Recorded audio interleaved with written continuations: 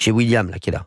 William Molinier, journaliste à Europe 1 et au JDD News, parce qu'on va parler de l'affaire Naël. Et comme il doit partir à 16h25, on va le faire maintenant. Vous allez nous redonner de vos autres infos dans un instant, on adore ça. Je suis à disposition. On voit vos paroles, et je vous dis, vous êtes un des plus talentueux de votre génération et même des 5 à venir.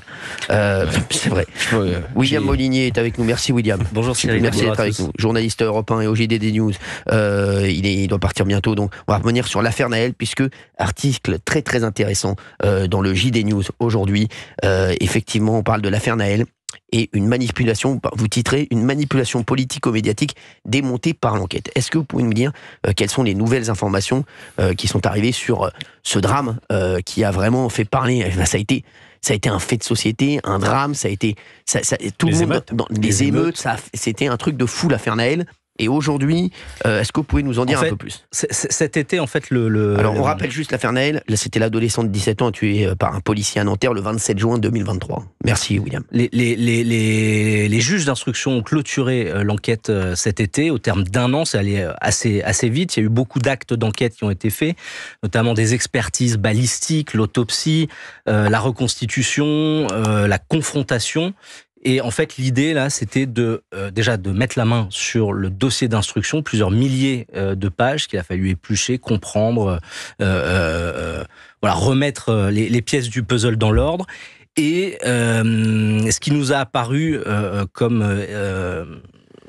important, c'est que ce qui ressortait de cette enquête était en contradiction avec la première version qui avait été livrée juste après les faits.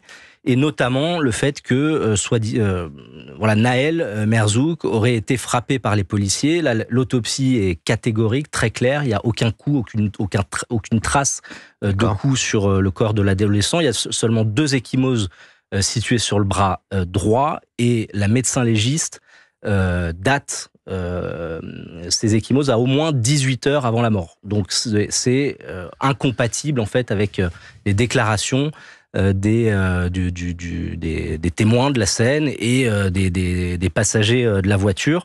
Par ailleurs, il avait été dit que Naël, en fait, que c'était ses coups portés sur Naël qui lui avaient fait perdre le contrôle du véhicule, et que le véhicule avait avancé puisque c'était une voiture automatique. Son pied avait glissé de la pédale de frein, et du coup la voiture était repartie, ce qui avait entraîné en fait le tir de riposte des policiers. Ça aussi, dans l'expertise automobile, c'est contredit. Il y a eu, donc l'expert automobile explique, sur des PV, des procès-verbaux, qu'il y a eu au moins 4 actions successives volontaires de la part de Naël Merzouk pour redémarrer le véhicule, c'est-à-dire appuyer sur le bouton Start and Stop, en même temps sur la pédale de frein, passer au mode drive sur le pommeau de vitesse automatique et accélérer.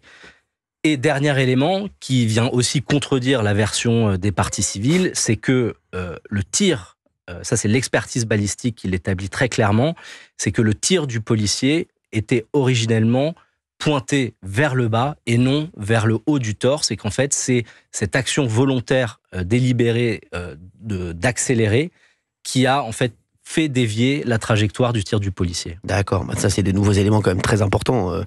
Mine de rien, l'affaire rebondit, plus d'un an après, plus d'un an et demi après. C'est fou parce que... Et que dit la défense de Naël? Alors, la défense, vous voulez dire la partie civile, en fait.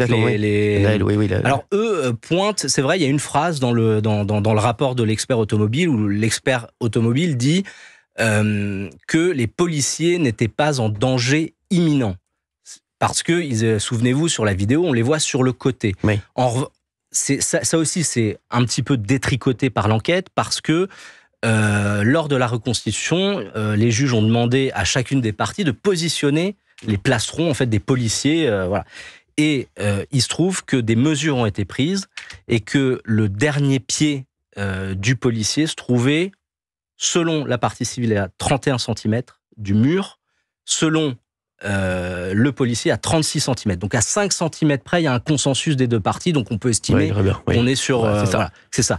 Et donc, voilà, après, c'est ce que dit la défense des policiers, c'est l'appréciation 36 cm. Est-ce que on est acculé ou pas auprès du mur? Voilà, ça c'est l'appréciation des de l'expert. Eh bien, merci William Molinier d'avoir été avec nous, journaliste Europe 1 et au JD News, hein, bien entendu. Merci d'avoir été là et merci pour toutes ces explications. Grosse enquête dans le JD News, franchement, bravo William. Et c'est vrai que tout le monde ne parle que de ça aujourd'hui. C'est un truc de fou, nous on en parle encore à la télé tout à l'heure d'ailleurs avec de nouveaux éléments également, d'autres éléments. Merci d'avoir été avec nous. Ça a marqué, ça a plus que marqué. Vous réagissez sur Europe 1, 01 80 20 39 21, 01 80 20 39 21. On vous attend, je veux beaucoup de monde au standard pour parler de ça et puis on reparlera bien entendu du gouvernement. À tout de suite sur Europe 1. Europe 1, 16h, 18h. On marche sur la tête. Cyril Hanouna. Appelez-nous 01 80 20 39 21. Merci d'être avec nous tous les après-midi, 16h, 18h. Si on marche sur la tête, on est très heureux, bien entendu, de vous retrouver. On parle de toute l'actualité et même plus.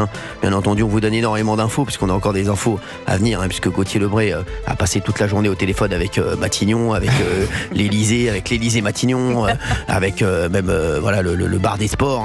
Il a eu tout le monde. On parlera de tout ça dans un instant. Et la situation budgétaire est très grave. C'est ce qu'a dit Michel Barnier. Apparemment, moi je vous dis qu'ils vont finir par taper dans l'épargne. Je peux vous dire, ils vont finir par taper dans l'épargne. Ils vont finir par le faire. Ils vont finir par le faire, je le sens. Je vous le dis, quand je sens quelque chose, normalement ça arrive. J'avais senti que Fabien Lecoeuvre allait perdre 10 cm l'an dernier. Et j'avais senti, il a perdu 10 cm, et vous savez où. Merci. Merci. Les chéris, on va parler de ça dans un instant. Il y aura les infos people de Fabien Lecoeuvre aux alentours de 17h05. Si il les a pas faites à 17h30, considérez que c'est cuit pour aujourd'hui. pour l'instant. Je dirais ce soir. Oui, vous ferez ça ce soir, au pire des cas, vous inquiétez pas. Nous, on est content de vous voir, quoi qu'il arrive, même si vous faites rien et que vous nous coûtez beaucoup d'argent, il n'y a aucun problème. Beaucoup d'auditeurs veulent réagir à l'affaire Naël sur Europe 1, bien entendu, puisque ça a rebondi aujourd'hui. Gauthier Lebray, c'est ce que nous a dit il y a un instant notre journaliste, le journaliste de JD News et d'Europe 1, William Molinier.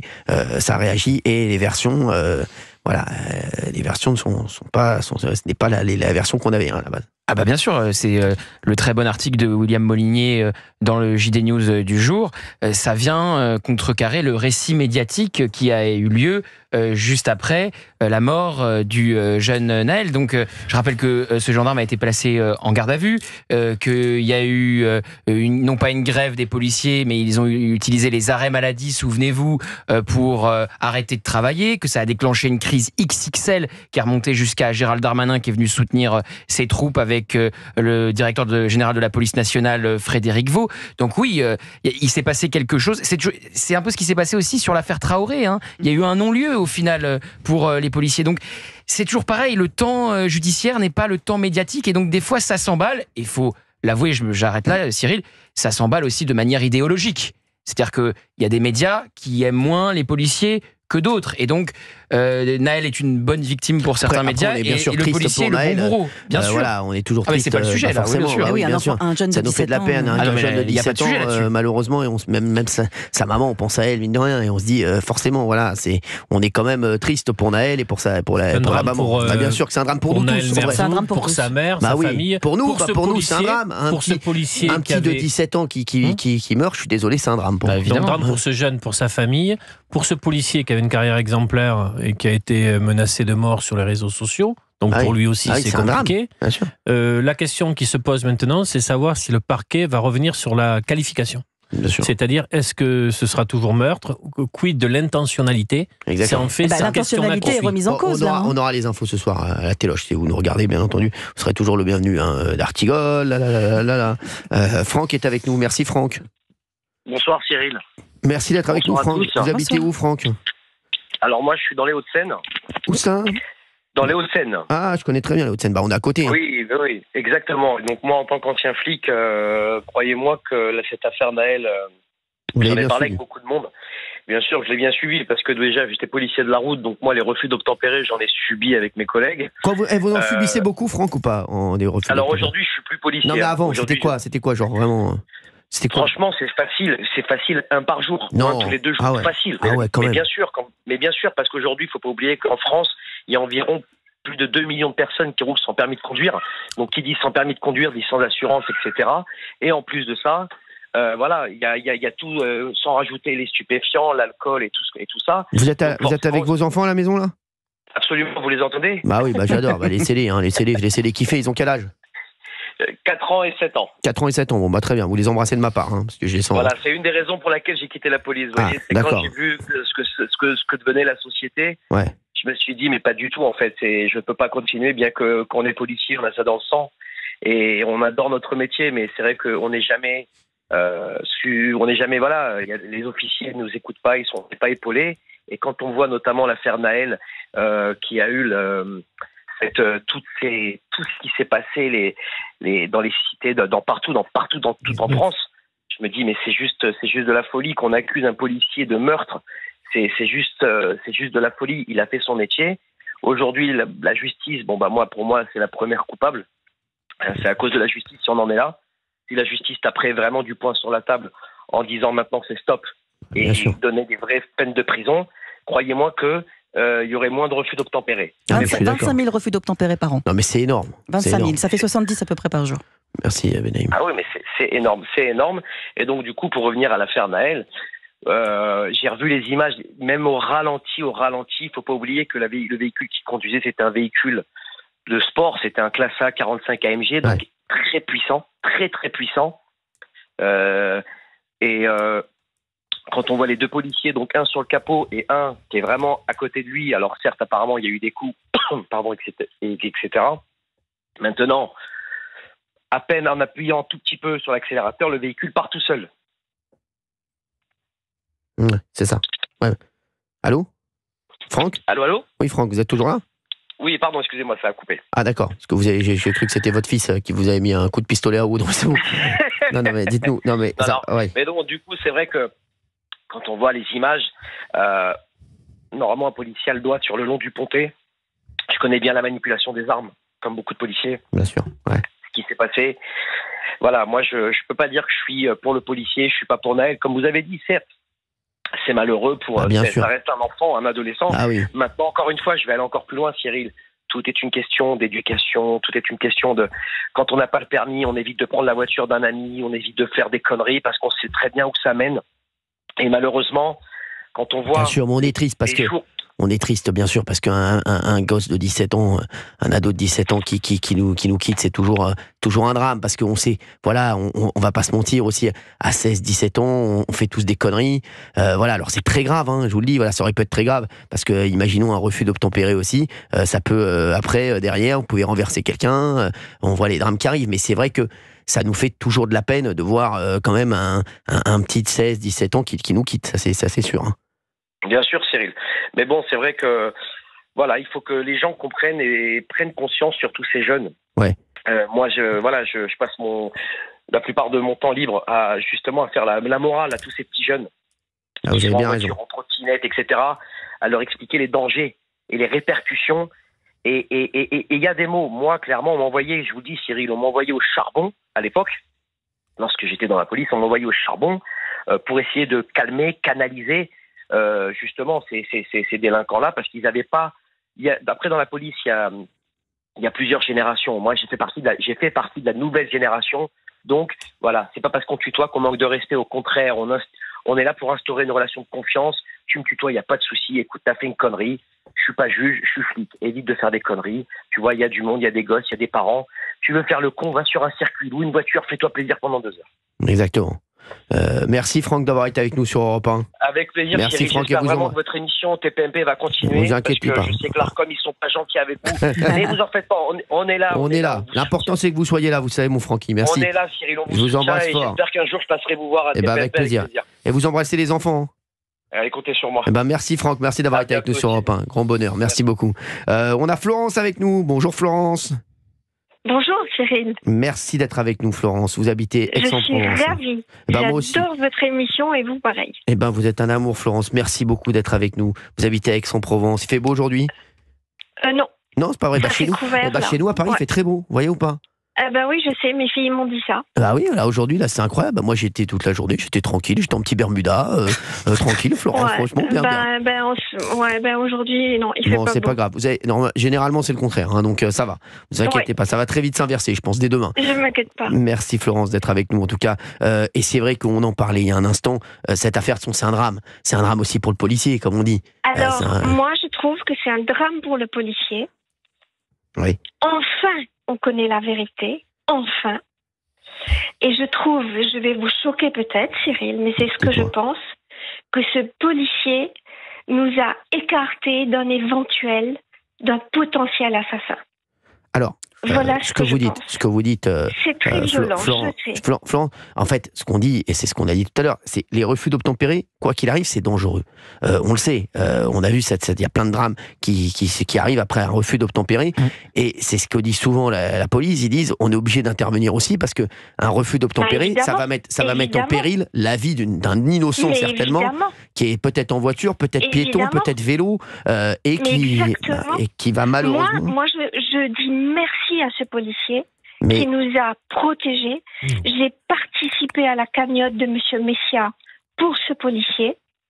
Je n'ai pas beaucoup de moyens, mais je donne aux orphelins de la police. Et je ne supporte pas, je trouve inacceptable la façon dont on traite les policiers. Je trouve ça inacceptable. C'est très dur. Un jeune de 17 ans dans une voiture comme ça, mais il aurait dû être à l'école. Après, alors D'Artigol, j'aimerais parce que Olivier D'Artigol, il n'est pas d'accord avec vous. Je suis jamais d'accord avec lui. Alors, je peux pas l'entendre et je peux pas le voir. C'est radical. Bonjour, madame. Il est très sympa. Mais je vais quand même vous répondre parce que c'est le principe. Non, je vous trouve imbuvable, monsieur. Oui, merci, madame. Mais je vais quand même vous répondre parce que c'est le principe de l'émission. Que ce soit ici avec Cyril ou sur l'heure des pros avec Pascal Praud. Tout simplement vous dire que vous avez raison de participer à la solidarité avec les policiers et je fais partie de cette gauche qui aime la police, qui ne dira jamais nous détestons la police. Première chose. Deuxième chose, on ne peut pas dire merci à ce policier du fait du drame qui a eu lieu. Par contre, on peut avoir une pensée pour lui puisqu'il avait une carrière exemplaire, qui s'est certainement trouvé dans une situation où, dans un millième de seconde, les choses peuvent bien sûr mal se passer. L'enquête a été bouclée. Après, il y aura le procès. Je suis d'accord avec une grande partie de votre message, pas avec le merci. Merci. Alors, monsieur, vous savez qu'il y avait des gens en face. Il y avait un groupe de gens. Olivier. Si la voiture avait foncé, si la voiture de ce petit bandit avait foncé sur la foule et qu'il avait tué des gens, vous auriez dit quoi, monsieur? Vous n'auriez pas dit merci aux policiers? Vous pouvez le tuer une seconde fois, il est mort d'abord. Il peut pas vous. Ce que je dis simplement, c'est que nous sommes en désaccord, ce n'est pas grave. Vous êtes en désaccord, mais on peut parler. Voilà, c'est important de parler avec Olivier aussi. Florence, merci, Florence. Mais c'est vrai que, Florence, ce que dit Florence et ce que dit Olivier, moi je vous dis, Florence, moi c'est vrai que je me dis, policier, c'est un travail extrêmement difficile aujourd'hui, et encore plus qu'avant, parce qu'aujourd'hui, il y a un fléau pour les policiers aussi, c'est les portables. Les portables, c'est les réseaux sociaux. C'est les portables. Alors, les policiers, ils font une intervention, ils sont filmés sur les réseaux, et c'est transformé. C'est transformé derrière sur les réseaux. C'est transformé derrière par aussi quelques médias qui prennent des images ici et là et qui en font un buzz terrible et qui font que derrière les policiers, ils peuvent plus faire leur travail parce que derrière, forcément, on leur tape dessus. Et c'est vrai qu'aujourd'hui, il y a ce fléau-là qui est, je vous le dis, vous sous-estimez le fléau des réseaux et du portable pour la police. Ce qui amène beaucoup de policiers à présenter leur démission. Exactement. On le dit peu, mais beaucoup. 20 000, je crois, l'année dernière. Mais 20 000 policiers en moins. Vous vous rendez compte, aujourd'hui, excusez-moi, Olivier D'Artigol, je vais redire ce que je dis souvent dans cette émission. Policiers, plus personne ne veut le faire. Gendarmes, plus personne ne veut le faire. Pompiers, plus personne ne veut le faire, alors que c'était quand même pompier aussi. Avant, tout le monde voulait être pompier. C'était c'était la fierté de tout le monde voulait être pompier. Et enseignant, plus personne ne veut le faire. Infirmier, plus personne ne veut le faire. Aujourd'hui, il y a quand même un problème, excusez-moi de vous dire ça. Donc il est où le problème aujourd'hui dans la société?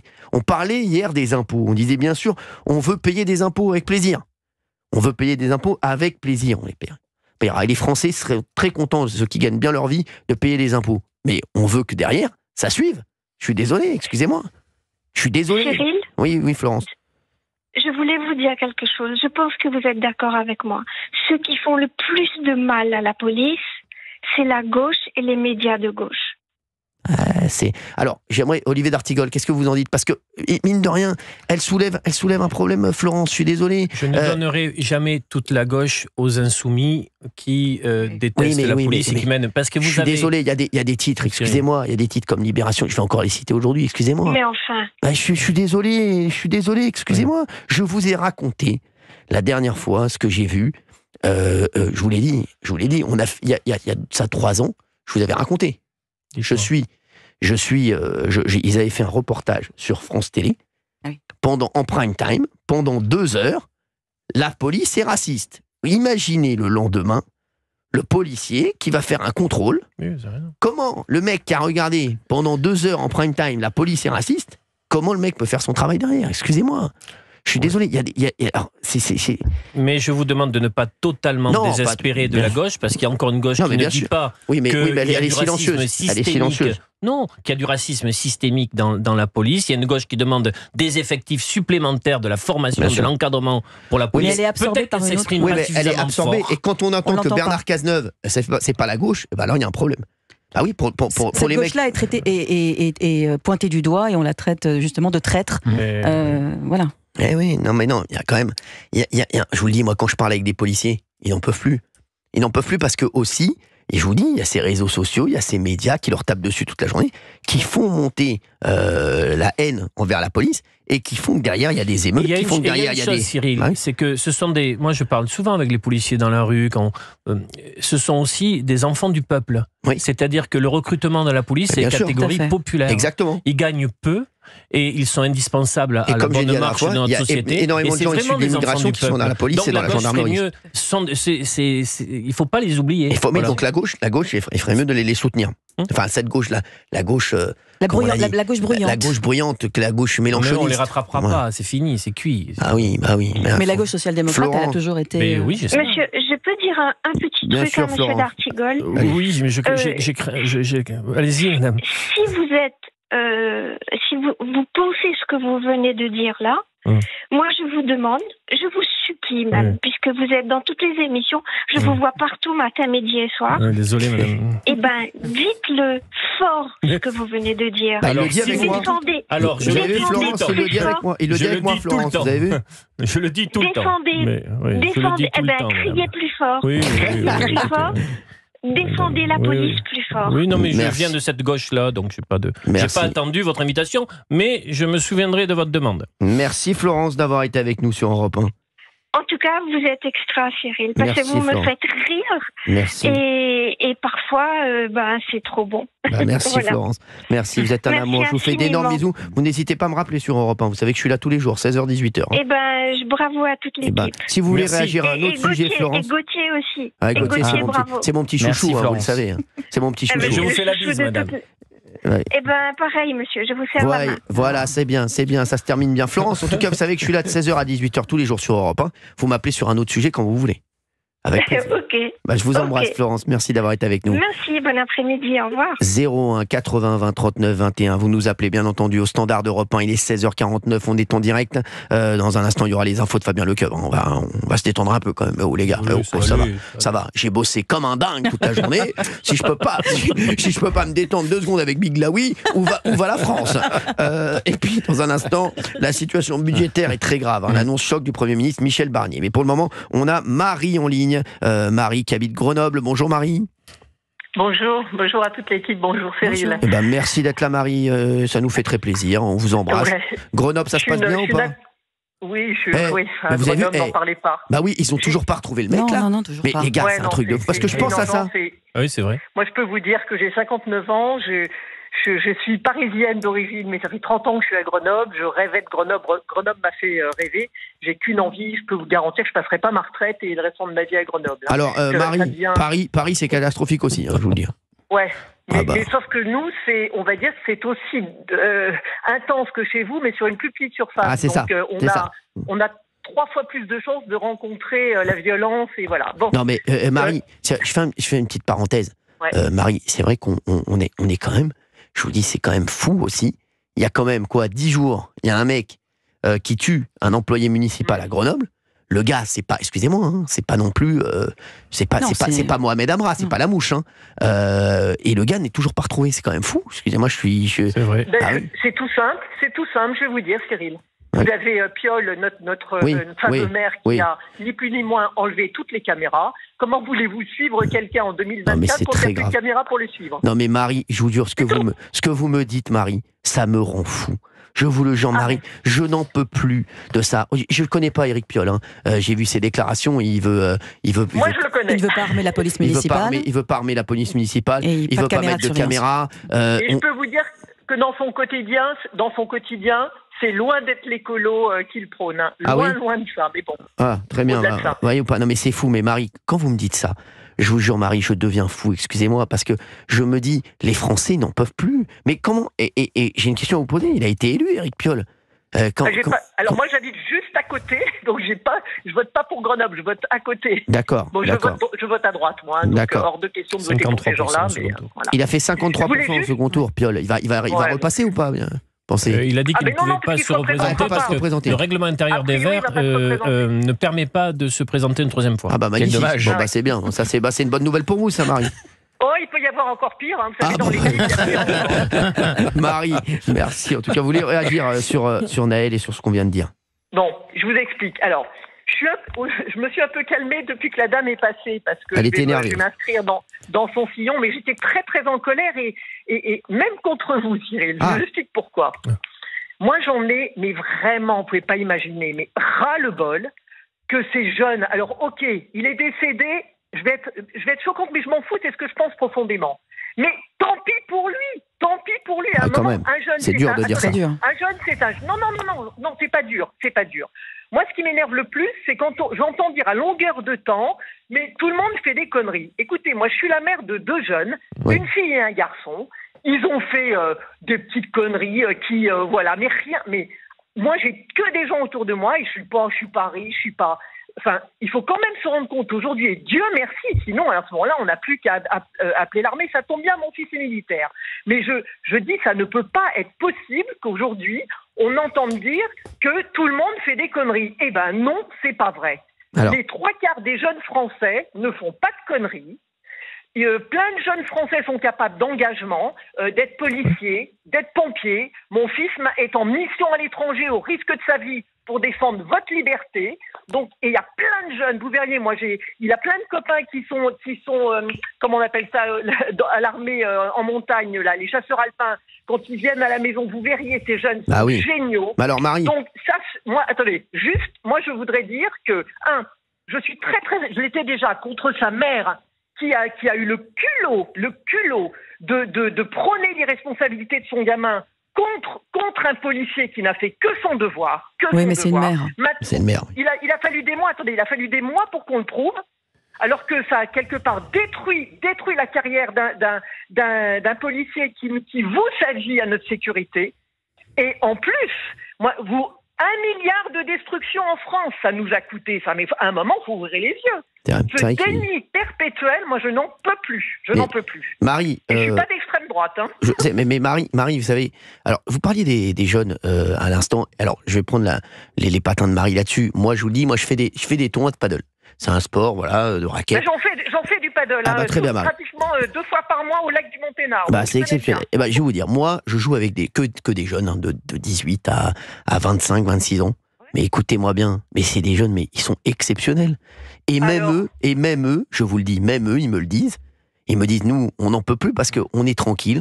On a envie de sortir tranquille dans la rue. On se fait emmerder quand on est avec notre copine. C'est des mecs, c'est des sportifs. C'est des mecs qui pensent à faire du sport, à être tranquille. Ils ont une vie tranquille. Ils font des études. Et c'est vrai que je vois cette jeunesse-là. Je me dis, mais elle est incroyable. Et quand je joue avec ces gars-là, mais c'est des mecs sans problème qui pensent qu'à être tranquille, à faire du sport, à être avec leurs copines. Et voilà. Et on va en parler dans un instant sur Europe 1, 01 80 20 39 21. Mais la colère de Marie, c'est la colère de beaucoup de monde aussi. Donc on va lui répondre dans un instant. 16h, 18h. On marche sur la tête. Cyril Hanouna. On était avec Marie il y a un instant sur Europe 1, Marie qui nous appelle de Grenoble, et c'est vrai qu'on parlait de ce rebondissement dans l'affaire Nahel, puisque dans le JD News, apparemment on a la version des parties civiles qui est démentie par l'enquête. C'est ce que nous a raconté tout à l'heure le journaliste William Molinier d'Europe 1 et du JD News. Marie est avec nous en ligne il y a un instant, et Marie était colère. Elle était colère, elle était colère parce que Valérie Benaïm, vous l'avez entendu, oui. Marie qui est toujours avec nous. Bonjour Marie, rebonjour Marie. Oui, je suis toujours avec vous. Merci Marie. Donc elle était colère, Marie. Sur la façon dont on présente ces jeunes gens. Exactement. Elle est. En fait, elle a. C'est des criminels, Alors, d'Artigol, quand vous entendez Marie, vous dites quoi? Mais je comprends la colère. Elle a raison sur le fait de dire, par exemple, prendre un exemple. Les associations, les comités de fêtes dans les villages sont tenus par la jeune génération. L'engagement des jeunes dans notre société, ça fait tenir beaucoup le lien social. Donc il y a une jeunesse formidable, engagée, celle que Cyril évoquait tout à l'heure. Et puis il y a bien évidemment une jeunesse qui ne fait pas ça, qui pose un très grand nombre de problèmes, qui pourrit la vie des habitants des quartiers populaires. Il y a un truc qui se passe aussi. Mais je n'irai pas, parce qu'après je suis franc dans cette émission et partout ailleurs, je n'irai pas jusqu'à dire, je comprends votre colère, votre agacement, plus même, mais je n'irai pas jusqu'à dire tant pis pour lui. Oui. C'est la seule distinction. Voilà. Bien sûr. Mais la colère, je l'entends.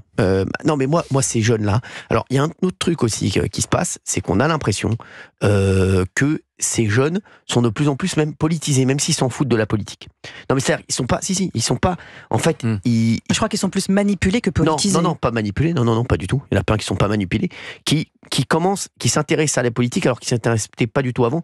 Moi, je vois tous les jeunes que je vois aussi. C'est vrai qu'ils sont. J'ai l'impression qu'il y a c'est vraiment coupé en deux chez les jeunes. Ah voilà. C'est ou très à droite ou très à gauche. Ouais. Je vous jure, il y a pas de. Il y a très peu de gens qui sont modérés. Chez les jeunes, c'est ou très à droite 100% ou très à gauche. Et c'est vrai que moi je vois surtout des gens avec les réseaux sociaux. Oui, exactement. Sur les réseaux sociaux, c'est très à gauche. Et dans la vie, ils sont plutôt très à droite. C'est un peu ma génération, donc je suis 100% d'accord avec ce que vous dites, Cyril. D'ailleurs, il n'y a qu'à voir les intentions de vote ou l'électorat d'Emmanuel Macron. Emmanuel Macron, c'est un électorat de retraités. L'électorat est beaucoup plus jeune à la France Insoumise ou au Rassemblement National. Et souvent, on parle de fracture générationnelle entre les plus âgés et les plus jeunes. Mais moi, je trouve que ça ne fonctionne plus comme grille de lecture. Les fractures sont au sein de cette même génération, autour de 25 ans, qui se polarise énormément, qui est très intéressée par la chose publique, par l'actualité et évidemment par ce qui se passe, très intéressée de plus en plus en tout cas. On sait que les jeunes, c'est la catégorie qui vote le moins, mais qui vote plus qu'avant, et ça c'est intéressant parce que la jeunesse est tout de suite percutée par tous les sujets de société, de pouvoir d'achat, d'insécurité qu'on peut traiter au quotidien, et c'est diamétralement opposé avec le wokisme aussi qui est passé par là. Et ils parlent d'un truc, surtout même les jeunes, c'est l'insécurité. Je suis désolé, ils parlent que d'un truc, c'est l'insécurité, parce que l'insécurité c'est tout con. C'est des mecs, ils ont envie et les filles, ils ont envie de sortir tranquille, de pouvoir sortir tranquille le soir, d'aller prendre un verre, d'aller au restaurant sans se dire tu sais quoi, il peut nous arriver un truc. Et je suis désolé, c'est ça. Et à un moment. Le clivage, il est incroyable. Il est incroyable. On le voit dans les familles, au sein des fratries, des cousins, ceux qui sont plus éveillés aux minorités et qui sont plus sur la ligne woke, la ligne de la France insoumise, et ceux qui sont plus éveillés à l'insécurité, qui ont une insécurité culturelle, une insécurité physique dans la rue, et qui sont plus sensibles au discours du Rassemblement national sur le lien insécurité-immigration qu'on peut développer. Et c'est vrai que la parole tiède, la parole centrale, centriste, j'allais dire quasiment molle, n'a plus vraiment d'écho dans la jeunesse, et que la jeunesse est beaucoup plus sensible à un discours d'un Jean-Luc Mélenchon d'une part ou d'un Jordan Bardella de l'autre part. Exactement. Je sais que vous êtes un jeune woke, et je suis heureux de vous avoir dans cette émission sur Europe 1. Marie, elle est bonne. Marie, est-ce que vous voulez rajouter quelque chose? Marie, je suis avec vous, Marie, merci. Est-ce que vous voulez rajouter quelque chose, Marie, sur tout ce qu'on dit là? Une petite chose peut-être. Bien sûr, avec plaisir.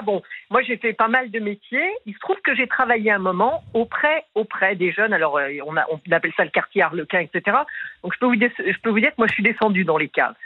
À l'époque, c'était il y a bien 10 ans, pour faire en sorte que ces jeunes aillent, notamment par exemple dans l'école de la deuxième chance.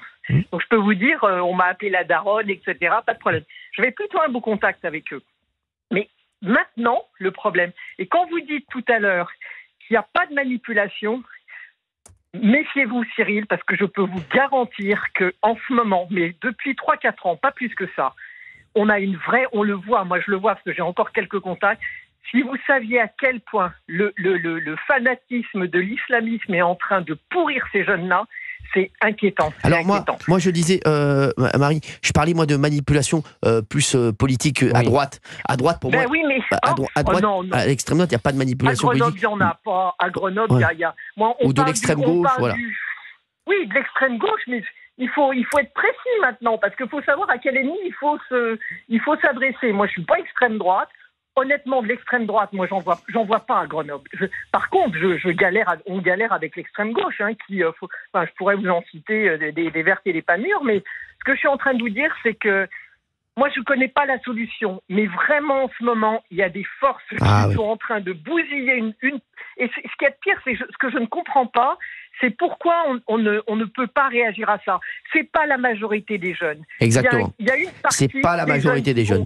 Voilà. Exactement. Faire n'importe quelle connerie, à sortir leur couteau, mais ça, je suis persuadée que c'est quoi ? C'est 10% de la jeunesse. Marie, c'est donc même pas. Pour moi, c'est 5% de la jeunesse. Je suis complètement d'accord avec vous. Ça n'est pas la jeunesse. Voilà, je suis d'accord avec vous. Merci Marie d'avoir été avec nous sur Europe 1.